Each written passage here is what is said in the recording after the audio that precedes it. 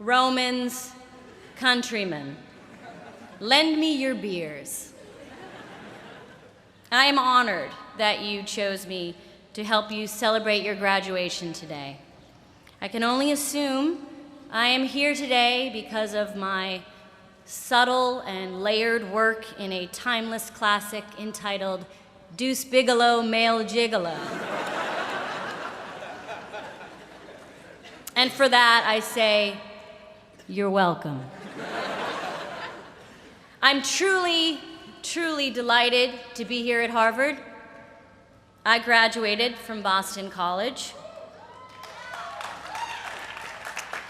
which some call the Harvard of Boston.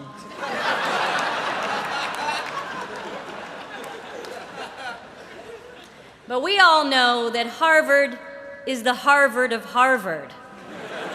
And you can quote me on that. I have to admit, I'm very surprised to be here because, like so many of you, I was pretty convinced the rapture was going to happen. Show of hands, how many of you woke up on Sunday and thought, you're kidding me? I sold all of my belongings, I told my boss to shove it, and we're still here? I understand how you feel. I am so mad at heaven right now. So I tried to write today's speech the way I wrote everything in college. Stayed up all night, typing on a Canon word processor while listening to Sir Mix-a-Lot. To be fair, first I took a nap, I ate a large pretzel, I cried a little bit, and then I went to see that movie Fast Five. And I'm here to tell you, life is like a heist that requires good drivers, an explosives expert, a hot girl who doubles as a master of disguise. And this is a hard and fast rule. If The Rock shows up, they're on to you. But the class of 2011 did not invite me here to tell jokes. They invited me here to talk about the recent tensions between oil traders and regulators of the Commodity Futures Trading Commission. I'm sure we all read the New York Times this morning, which posited that there may be a complex scheme that relied on the close relationships between physical oil prices and the prices of financial futures, which, of course, as we all know, moves in parallel. Hilarious. What do I know about Harvard? I know it is the oldest American university. I know it provides the ultimate experience in higher learning. And, according to the movies, I know it is filled with people who get rich by either inventing things or suing the people who claim they stole their invention. Let me be clear. I believe everything I see in movies. And if you remember anything I say today, remember this. Every single thing you see in movies is real. So, what do the fine students of 2011 need to hear from me? If I wanted to give you advice as a Bostonian, I would remind you that just because you're wicked smart, it doesn't mean you're better than me.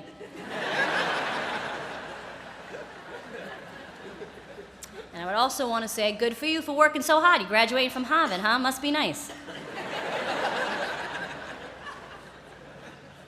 If I wanted to give you advice as a New Yorker, I'd tell you, excuse me, ma'am, could you move, please? Don't walk in the bike lane. Get off the bike lane, please. And I would also like to take a moment to inform you, as a New Yorker, and as my cab driver did recently, that Bloomberg pretends to take the subway, but we all know that's a bunch of baloney. If I wanted to give you advice as an actor, I would tell you this. Don't do it. Don't be one. There are too many. I have a lot of talented friends who aren't working. Sorry, no more room at the inn. I bet you're great, but just work with the human genome instead. You're all smart and sophisticated people. You know the world in a way that my generation never did. Because of that, I realize I don't have much advice to give to you. In many ways, I learn from you. I don't have many answers, just questions. Specifically, when I use FaceTime on my iPad and I'm talking to someone and I take a picture, sometimes the screen freezes. How do I fix that?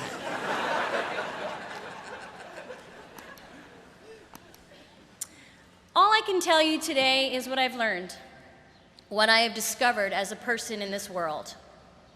And that is this: you can't do it alone. As you navigate through the rest of your life, be open to collaboration. Other people and other people's ideas are often better than your own. Find a group of people who challenge and inspire you. Spend a lot of time with them, and it will change your life. No one is here today because they did it on their own. Okay, maybe Josh, but he's just a straight-up weirdo. You're all here today because someone gave you strength, helped you, held you in the palm of their hand. God, Allah, Buddha, Gaga,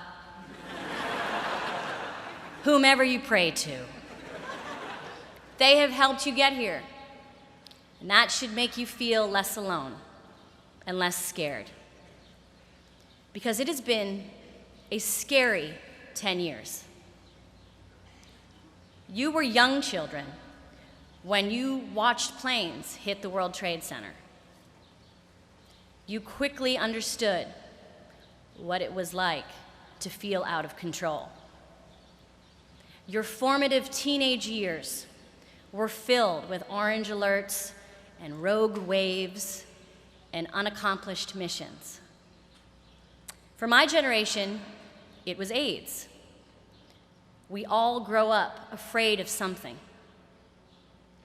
Your generation had to get used to taking off your shoes at the airport. My generation had to get used to awkward PSAs from boys to men telling us to use protection. But during those tough times, we realized how wonderful it felt to be part of a group. But more about me. I moved to Chicago in the early 1990s and I studied improvisation there. I learned some rules that I try to apply still today. Listen, say yes, live in the moment, make sure you play with people who have your back, make big choices early and often. And don't start a scene where two people are talking about jumping out of a plane. Start the scene having already jumped. If you're scared, look into your partner's eyes. You will feel better. This advice has come in handy, and it would often be something I would think about when I would perform on Saturday Night Live. Live television can be very nerve-wracking, and I remember one time being nervous, looking into the eyes of the host and feeling better. I should point out I was wearing a chicken suit at the time. The host was Donald Trump. He was wearing a bigger, more elaborate chicken suit. I looked into his eyes. I saw that he looked really stupid, and I instantly felt better. See how that works? I should point out that that sketch was written by a Harvard graduate, and also a graduate from Northwestern, but who cares about that, am I right? I cannot stress enough that the answer to a lot of your life's questions is often in someone else's face. Try putting your iPhones down every once in a while and look at people's faces. People's faces will tell you amazing things, like if they are angry or nauseous or asleep. I have been lucky to be a part of great ensembles. My work with the Upright Citizens Brigade led me to my work on Saturday Night Live. And when I graduated from that comedy college, I was worried about what came next. Then Parks and Recreation came along, a show I'm proud of, where I get to work with people I love. You never know what is around the corner unless you peek. Hold someone's hand while you do it. You will feel less scared. You can't do this alone. Besides, it's much more fun to succeed and fail with other people. You can blame them when things go wrong. Take your risks now. As you grow older, you become more fearful and less flexible. And I mean that literally. I hurt my knee on the treadmill this week, and it wasn't even on.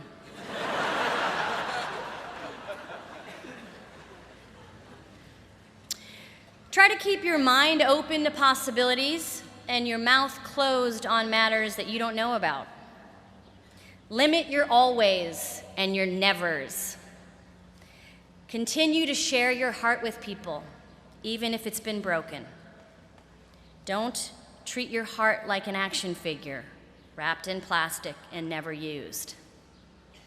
And don't try to give me that nerd argument that your heart is a Batman with a limited edition silver batarang, and therefore if it stays in its original packing, it increases in value. Watch it, Harvard, you're not better than me. Even though, as a class, you are smart, you are still allowed to say, I don't know. Just because you are in high demand, you are still allowed to say, let me get back to you. This will come in handy when your parents ask when you plan to move out of their basement. And you answer, I don't know. Let me get back to you.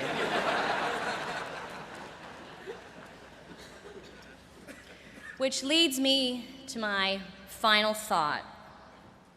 Would it kill you to be nicer to your parents?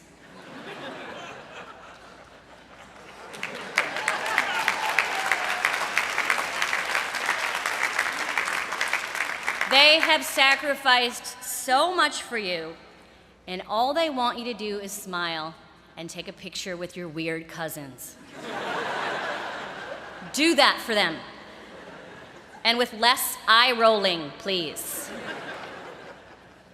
And so, class of 2011, it is time to leave. Oprah has spoken.